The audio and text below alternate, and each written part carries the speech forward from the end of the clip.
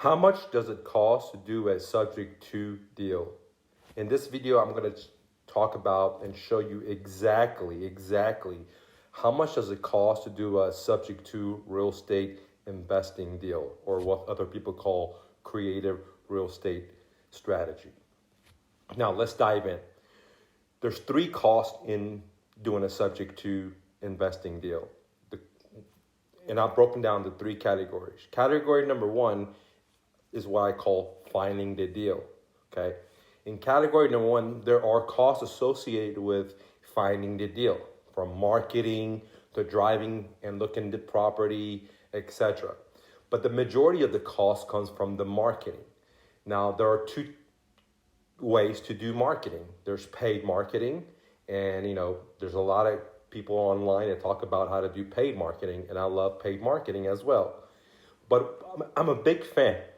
I'm a big component of free marketing, creative imagination marketing. And so when it comes to doing a subject to deal, the first category cost is marketing. Now, you can find a deal using free marketing. I actually show you how to find free marketing in my Flipping Wednesdays. You can download it, or you can get it for free when you join the academy, okay?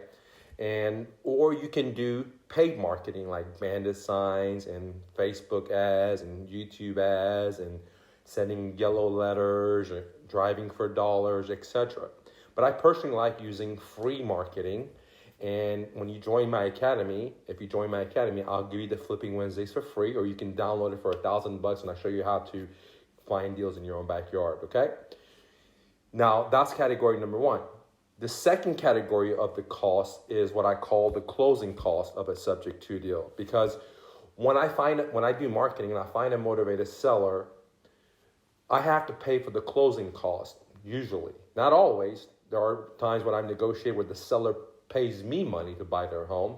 But on a scale of 1 to 10, I would say 7 of the times I would have to pay the closing costs. I have to sweeten the tea for the seller to do a subject to deal, because he or she's going to be my private bank.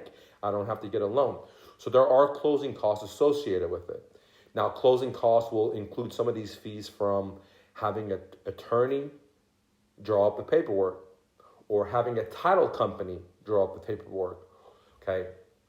Now, there's a price difference between having an attorney draw up the paperwork. It costs anywhere from $750 to $1,500. Where versus if you go to a title company, you're probably going to be paying 3% of the closing cost. So you're looking at a lot more money. Okay. On top of prepping the paperwork, there are other fees associated with it. Okay. For example, if the seller's behind in payments, right? So let's say I'm advertise, I found a seller that's behind in payments 3 months. Now, at closing, I have to pay that seller's rears, or I got to negotiate where the seller pays their own rears, okay? So in this case, let's say I have to pay the rears. Well, then that's one of the costs of closing. Now, not only do I have to pay the title company to draw up all the paperwork, or attorney to do all the paperwork, closing document, plus I have to pay the closing costs if the seller's in the rear. And a lot of sellers are motivated or behind in payments, or they're behind in taxes, or they're in a forbearance program. So that's the number two cost that I have to pay in the closing cost when it comes to the actual closing. Another cost is, do I want to get title policy? Okay. I usually personally, again, it's not financial advice, I'm not telling you what you should do, but me personally, when I buy these cookie cutter homes, okay, for example, I can do the title search and I can see that there's only been one owner or two owners, very clear. I usually don't buy title policy because I don't want to pay, 1%, 2% of the total cost of the sale to buy a policy, not for me, but for the buyer. So I don't usually, buy title policy, okay, on these subject to deals, okay, because they're usually clean cut deals. But some investors do, and so that would be the cost of that.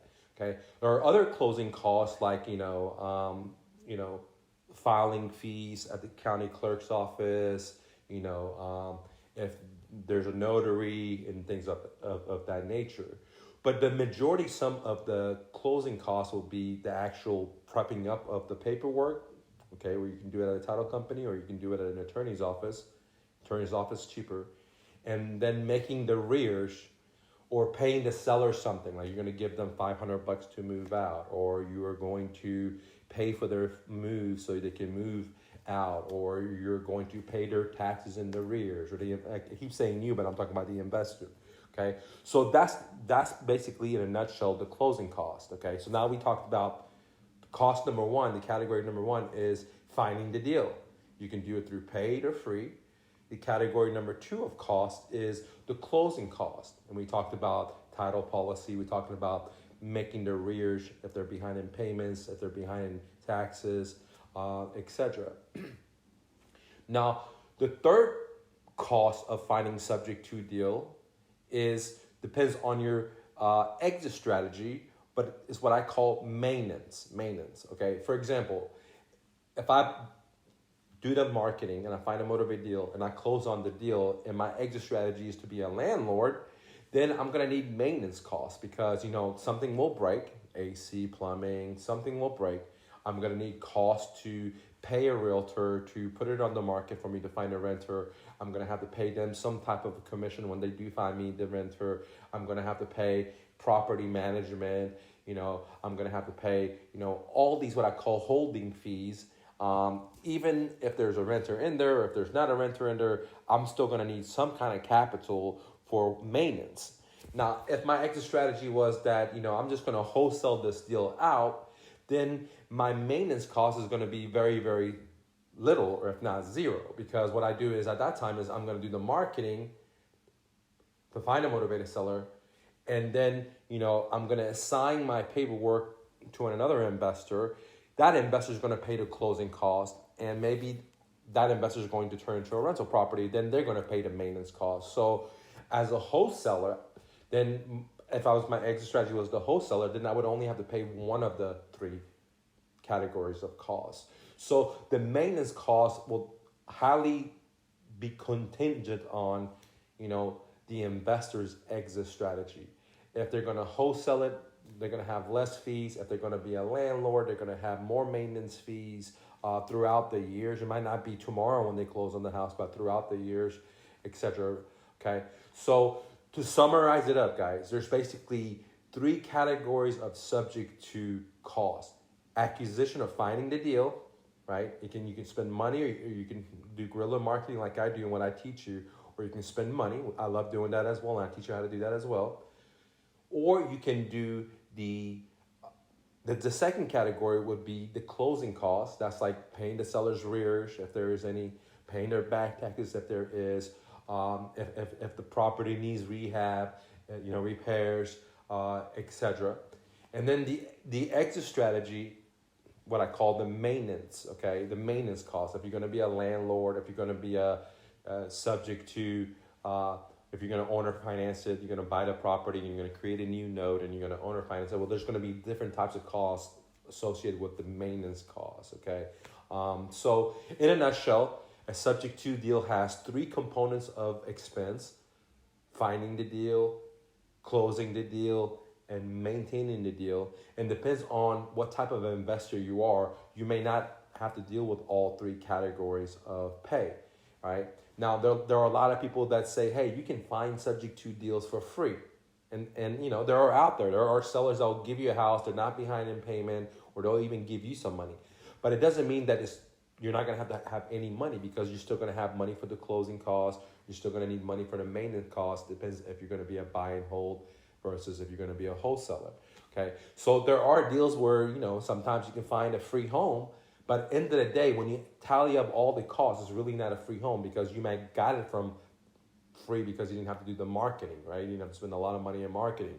Or you got it free because you didn't have to pay the closing costs, okay? Because the seller paid for it. But at the end of the day, some investors, if they're going to be long-term holders, if they're carrying a note as owner financing, if they are being the landlord, then they're going to have maintenance fee. So to summarize it up, guys, there's just three categories of expensive when we're doing a real estate subject to investment deals. Is you got the acquisition cost of finding the deal, you have the closing cost, and then you also have the maintenance costs, and all these three costs will be contingent on that investor's goals or that investor's exit strategy, okay? All right, guys, thanks for watching. Click the like button, and always remember, you're braver than you believe, stronger than you seem, smarter than you think, and twice as beautiful as you ever imagined. Rumi, my favorite poet. Don't take no for an answer. Make your dreams come true. Peace.